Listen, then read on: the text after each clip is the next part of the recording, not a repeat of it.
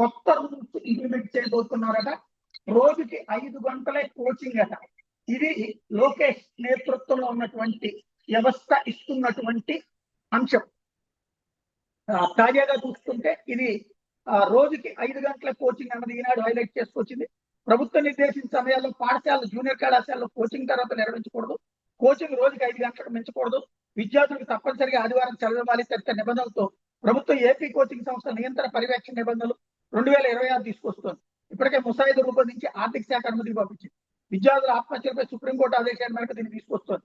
నిబంధనల అమలు పర్యవేక్షణ కలెక్టర్ నేతృత్వంతో జిల్లా స్థాయిలో పర్యవేక్షణ కమిటీ ఉంటుంది. ఇది కోచింగ్ కేంద్రాల రిజిస్ట్రేషన్ అథారిటీగా వ్యవహరిస్తుంది. ముసాయిదాలో ముఖ్యాంశాలు రోజుకి 50 మందికి పైగా విద్యార్థులు ఉండే కోచింగ్ సంస్థలు రిజిస్ట్రేషన్ చేసుకోవాలి. ఇప్పటికే ఉన్న సంస్థలు నిబంధనలు అమల్లోకి వచ్చిన 3 నెలల్లోపు దరఖాస్తు చేసుకోవాలి.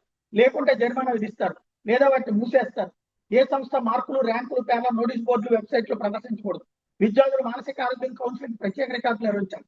ఆత్మహత్య నివారణకు అన్ని గదుల్లో స్ప్రింగ్ లోడెడ్ సీలింగ్ ఫ్యాన్ అమర్చాలి. 7 విద్యార్థులకు మరుగుదొడ్డి, 10 మంది విద్యార్థులకు స్నానాల గది ఉండాలి. సీసీటీవీ కెమెరాలు 24 గంటలు వార్డెన్లు, సెక్యూరిటీ గార్డులు పర్యవేక్షణ ఉండాలి. ప్రతి సంస్థ వెబ్సైట్ తప్పనిసరిగా నిర్వహించాలి. అధ్యాపకులు, విద్యార్థి తరగతి గదులు, వసతి గృహంలో విద్యార్థి కేటాయించిన స్థలం గత 3 ఏళ్ల ప్రవేశాలు పొందిన విద్యార్థులు, పోటీ పరీక్షలకు ఎంపికైన వాళ్ళ సంఖ్య, ట్యూషన్ హాస్టల్ ఫీజు వివరాలు వెబ్సైట్ లో ఉంచాలి. విద్యార్థి మధ్యలో వెళ్ళిపోతే 10 రోజుల్లోపు దామాష మధ్యలో ఫీజు వెనక్కి ఇవ్వాలి.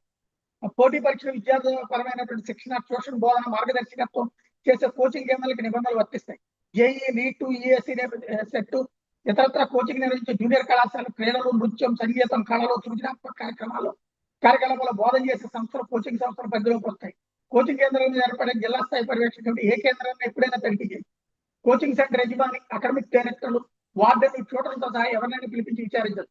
విద్యార్థుల తల్లిదండ్రుల నుంచి ఫిర్యాదులు స్వీకరణ కమిటీ డిజిటల్ పోర్టల్ తో పాటు కలెక్టరేట్ లో డ్రాప్ బాక్స్ ఏర్పాటు చేసి సుమోటోగా విచారణ జరిపే అధికారం ఉంటుంది.